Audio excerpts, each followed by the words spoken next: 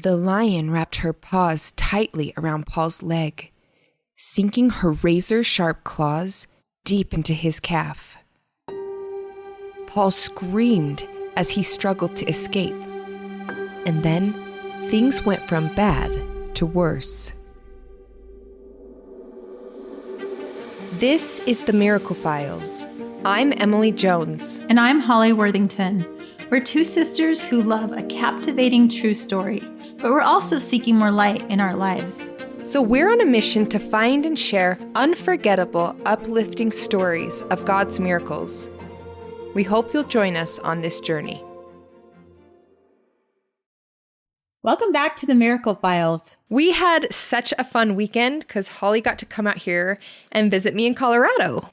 I did. We got to go to the Rocky Mountain National Park, which is absolutely beautiful. And I got to spend time with my cute nieces and nephews. And my kids love you guys. It was so fun. Especially Uncle Blake, who brings them back beaver nuggets from Buc-ee's. That's true. We all appreciate some beaver nuggets from Buc-ee's. I might have given one to Milo. That was a mistake. Oh, he was crying for like a half hour because he wanted another. That was bad. Bad, Holly. Yeah. Okay. So before we get into this story, we wanted to do a quick plug for our Minute Miracles. And if you don't know what those are, basically, we want to share as many miracle stories as possible. And we know that not all miracle stories are these huge, crazy, dramatic, life-altering events. Sometimes they're small and simple, but still really special. So if you have a miracle to share with us, even if it's just a small one, we're asking you to record a video of you sharing that story in under 3 to 5 minutes, and then email it to us at themiraclefilespodcast@gmail.com. Okay, we have another intense episode for you, and I don't want to give anything away, so we might just jump right into this one. Yeah, the only thing that I'll give away is that no animals were hurt in the making of this episode, although we can't say the same for humans. No. So, okay, with that, let's get started.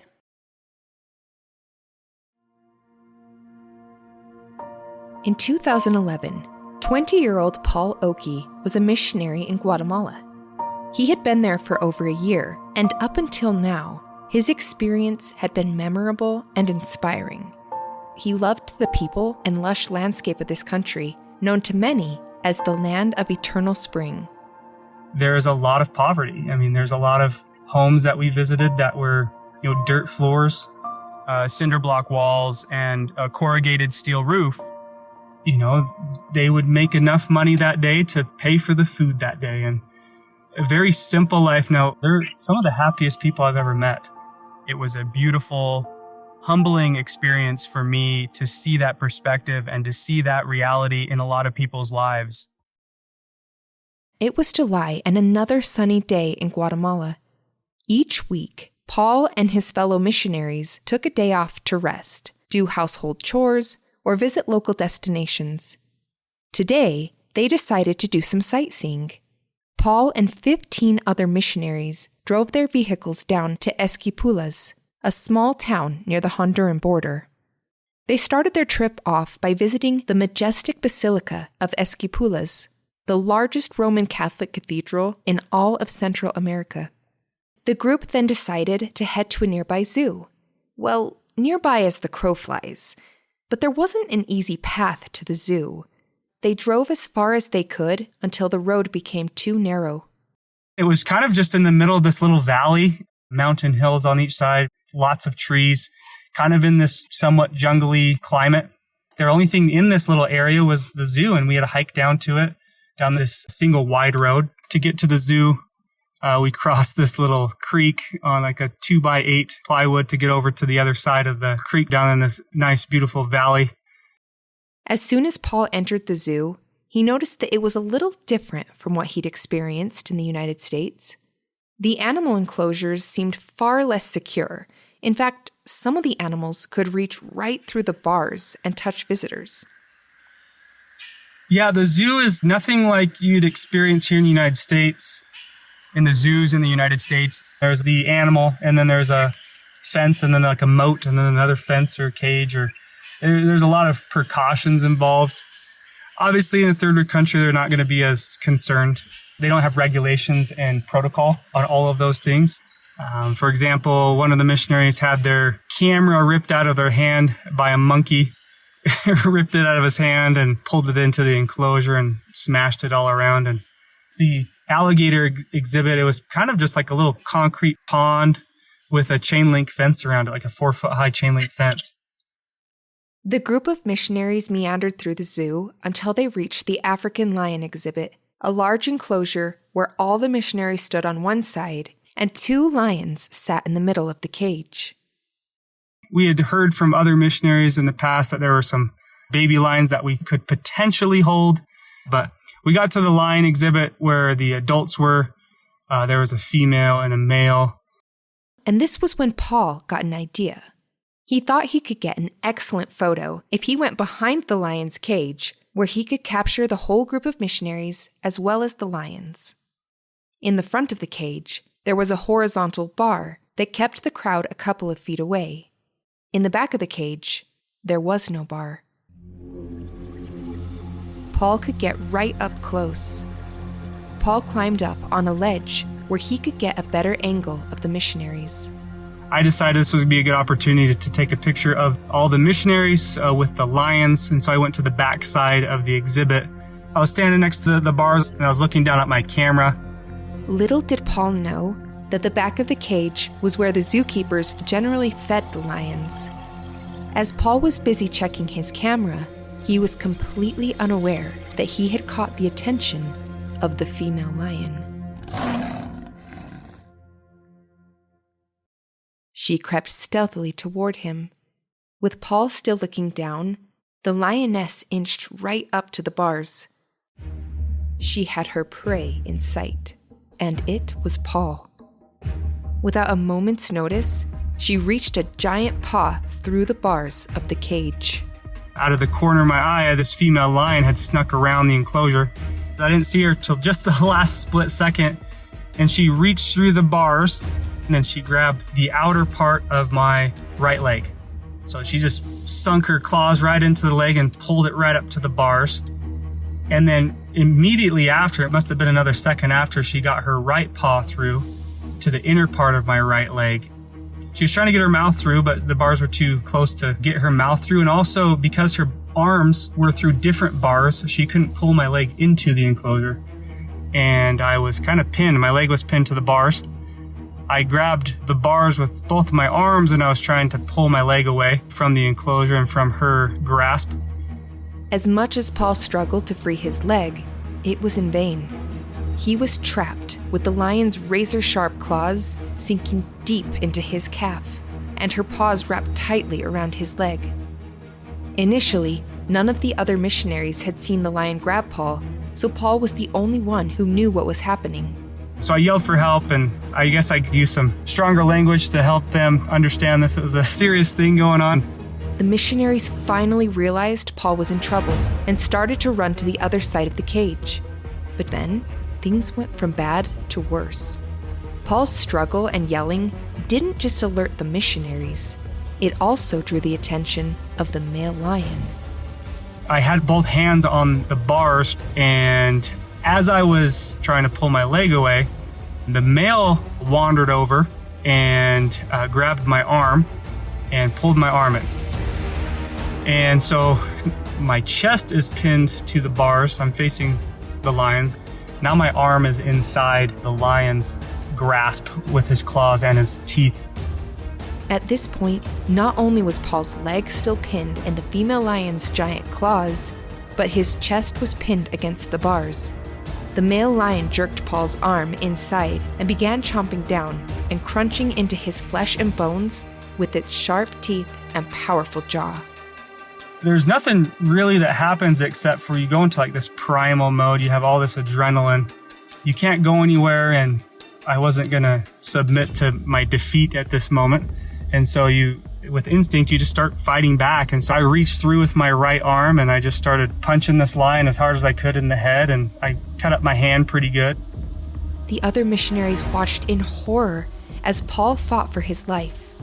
One of the missionaries found a long pole and shoved it into the male lion's mouth, while Paul screamed and tried to escape in any way he could think of. That was probably the strongest I ever was at that point because of all that adrenaline. I ended up gouging its eyeball. I don't know where I learned that move, but it tended to do some good. By that time, one of the missionaries grabbed a stick or a pole and was trying to shove it in his mouth. Between the pole in the lion's mouth and Paul striking the lion's eye, the male lion finally released Paul's arm. However, Paul's leg still wasn't out of the female lion's grasp. After running for help, nearby, some of the missionaries gathered to pray. At the same time, Paul kicked as hard as he could at the lioness's paws, while some zookeepers began firing guns into the air, trying to scare the lion into letting Paul go. So my hamstring was essentially touching my calf because I fell to my back, and so she let go of my calf to reach for my upper leg, and the group of missionaries pulled me away from the lion. She got one last swipe of my upper leg. I actually have all 5 claw marks where she got that last swipe. Her thumbnail went all the way down to the bone. Amazingly, just as the missionaries said amen and ended their prayer, the lioness let go of Paul's leg. Paul had been in the lion's grasp for about 2 to 3 minutes. As blood poured from his wounds, it was clear that his injuries were life-threatening. First thing I said as I was laying there, kind of bleeding everywhere, I said, "Hey, don't tell my mom. I don't want her to worry." And at this point, I was in pretty bad shape. I didn't really realize how bad of shape I was in, but I'm losing blood fairly quickly. The missionaries gathered around Paul and prayed again. Meanwhile, someone had called for an ambulance, which was a relief to Paul at first, until he realized the ambulance was just an old panel van. I'm going in and out of consciousness. When they put me in this panel van, I still have my left arm, and I'm holding it in my chest, and we're bouncing up and down this dirt road. The adrenaline's wearing off. It's very painful, and I black out because of the pain and loss of blood. The missionaries followed the van in their cars as they jostled along down a bumpy road. They knew Paul's chance for survival was slim. At last, they came to a stop at a little hospital in a tiny rural town. With the severity of Paul's injuries and blood loss, a third world hospital in the middle of nowhere was not the place to be. It was likely that such a rudimentary hospital wouldn't be prepared with the amount of blood that Paul needed. Paul had already lost about 60% of his blood. If he didn't receive a transfusion quickly, he would have no chance of survival. This seemed to be a worst-case scenario. But sometimes, at our darkest hour, God's light finds a way to break through. Paul's blood type is AB positive, one of the rarest blood types, with only about 3% of the population having it. Fortunately for Paul, AB positive blood is also known as the universal recipient because AB positive patients can receive blood from any of the other blood types. The hospital may not have had enough blood for Paul, but the group of missionaries did. With no time to spare, Paul's fellow missionaries lined up to begin donating blood. What that meant for me is the whole activity turned into a blood drive for me, and I was able to get direct transfusion from all the missionaries to stabilize me. With so many missionaries willing to donate, the medical staff was able to replenish Paul's blood. But even with the transfusions, Paul was still bleeding heavily. Paul needed a complicated procedure in order to stop the bleeding, one that only a trained specialist could perform. I mean, God was looking out for me at this point for sure. There was a traveling American-trained vascular surgeon who was able to take some veins out of my leg and put them into my arm. And he was able to stabilize me so I didn't lose any more blood when I was getting that new blood into me. The chance of an American-trained vascular surgeon just happening to travel to an isolated village in Guatemala on the day Paul needed him is mind-blowing. Miraculously, this man was able to save Paul's life. In the least likely place, Paul received all the help he needed in order to survive. The following day, the leader of Paul's missionary group had Paul transferred to a hospital in Guatemala City, where the doctors were able to stabilize Paul enough for him to be flown home to the United States. Back home, in an American hospital, Paul was able to receive excellent medical care, but his trial was far from over. I was in that trauma center for about 2 months. During that 2 months, I had lots of surgeries, lots of different types of care. They were trying to save my arm. They did 8 surgeries. After the 8th surgery, I had a choice to make. The choice was you can keep your arm or you can amputate it. If I were to keep it, it would kind of be a non-functioning, vulnerable, limp arm that I'd have to keep in a sling. The second option was to amputate the arm, let it heal, and move on with life or get fitted with a prosthetic. Paul was blessed to have several amputees come to the hospital and share their experiences with him. After much thought and prayer, he came to a decision. He decided to go ahead with the amputation. That's what I ended up choosing, and they amputated it on my left arm about 2 inches above my elbow. Paul's legs had also sustained some significant injuries. The surgeons were able to reattach everything inside of his leg so that Paul has full function now. What remains are just some very gnarly scars. Paul had endured a terrible experience, one most people could never even imagine, and yet, part of his miracle story is how his faith sustained him throughout. When I was in the hospital, there were some hard nights. There were some dark times. There was a point where, you're feeling sorry for yourself and you kind of feel where no one really understands what I'm going through. No one understands or can feel. No one's felt this type of pain. No one's felt these emotions. But that's when I, had a little realization that, hey, this is what Jesus Christ did for us. He died on the cross for all of our pains and sufferings, and he knows what it is because he's felt that. And it was very comforting to know that I wasn't alone. He was right by my side, and he's one that knows exactly how you feel and the pains and sufferings that you had. And so it's very comforting to know that.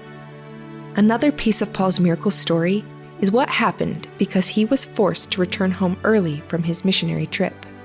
God is good and God is looking out for us. I believe that there's no such thing as a coincidence. And because I did come home a couple months early, I was able to meet my now wife, Sarah.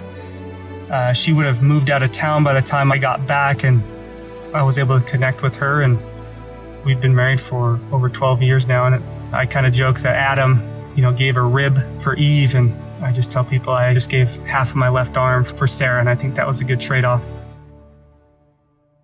Paul's survival and recovery have been miraculous.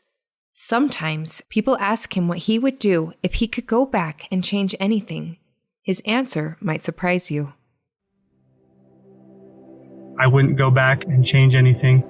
It's definitely a humbling experience, and it is life-altering for sure, but I do view it as a blessing because I am able to connect with people better and empathize with them when they're going through hard things. I am able to get married, and we just had our 3rd child 7 months ago, and life is beautiful, life is delicate, and I am a living miracle. We have a loving God who cares about us, but at the end of the day, you play your cards how they're dealt, and obviously the more positive attitude you have about it, the happier and more peace you're going to have in your life. And that's how I choose to live my life. My life is beautiful, and I really appreciate being alive. I have a different perspective on a day-to-day basis of when I wake up. It's another day I get to live. Paul has gone on to help guide and encourage other amputees and regularly speaks to various groups about his experience in an effort to provide inspiration and hope to others. He jokes that he now has a really cool story to tell at parties, but he's also very serious when he says that having 2 lions attack him was both a horrible trial and an incredible miracle in his life.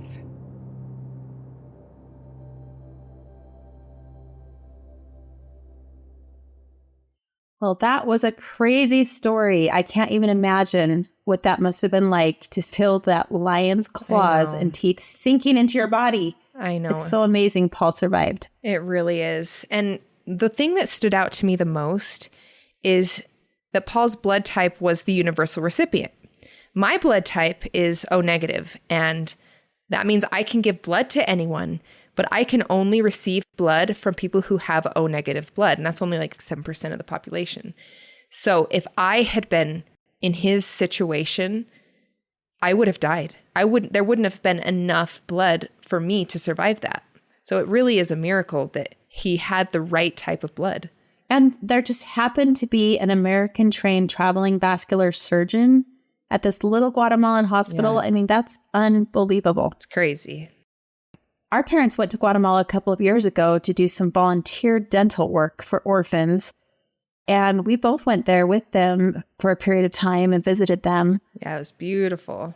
Beautiful, amazing country. Some of the missionaries there were just going around to little medical clinics throughout Guatemala to donate medical supplies. And I remember some of those clinics didn't even have suture kits. They were literally just using sewing needles to stitch people up. Yeah, and I know one of the things that they often donated were stethoscopes because these clinics were so simple and had just the very basics. Yeah. So the chances of there being a vascular surgeon in this little village who knew exactly how to help save Paul's life. Yeah, it's incredible. And as Emily said in the beginning of this episode, no animals were hurt in this episode, believe it or not. No. If you're like us, you might have wondered if the lion was injured when Paul gouged its eye. And a couple things. Number one, lions have an extra eyelid that protects their eye. And two, we followed up and checked on the lions at the zoo, and they were fine after this incident. So we were happy to hear that. Yeah. And, Paul doesn't blame these lions. He knows that they were just doing what lions are built to do. They were used to being fed at the back of the cage, and they didn't do anything wrong. But I do think that it probably was his effort to gouge the lion's eye that at least wasn't comfortable enough to force the lion to release him. Yeah. I just want to say that I love that Paul met his wife because of this incident. They wouldn't have met otherwise. And I love his attitude. I mean, for someone who has gone through a situation where he's lost his arm, it's pretty inspiring to me. We actually have a sound bite where Paul explained to us a little bit more about what it has been like to live life with one arm. I cannot do everything I did before. However, I'm doing everything I've ever wanted to do. Some of it's just a little bit different. Like I did a lot of rock climbing growing up. I still rock climb now, but I'm not like lead climbing. I'll just top rope it or go to a gym. I still enjoy it. I did a lot of dirt biking growing up, and I don't go rip around the desert anymore, but I do get on a motorcycle and ride around and enjoy myself. I don't feel like I'm limited to what I can and cannot do. Everything I've ever wanted to do, I can and have figured out a way to do it. It sounds like Paul is just really focused on what he can do rather than what he can't do. And I just think it's a great reminder for all of us to just focus on what's within our control rather than what isn't, and to just trust God's plan for us. I agree. And I feel like Paul's determination to keep going and living life to the fullest is really inspiring. Yeah. Thank you so much, Paul, for sharing your story with us. It really does make you think about how precious every moment in life is. And you're not lying. Oh my gosh. How long have you been holding on to that one? I'm sorry. You knew I had to. That was bad. But truly, thank you, Paul. And we wish you and your family all the best going forward. Thank you for joining us. If you have a miracle to share, contact us at themiraclefiles.com or find us on Facebook. We'll post new episodes on the first day of each month. And if you enjoyed this podcast, please share it and leave us a review. Join us next time as we discover more of God's miracles. And don't forget to look for His light in your own lives. If you'd like to support us on Patreon so we can produce more episodes like this, Go to patreon.com/The Miracle Files. You'll get exclusive access to photos, videos, articles, and other content you won't find anywhere else. We'll also have live chats, and we'd love to interact with you there. Thank you so much for your support.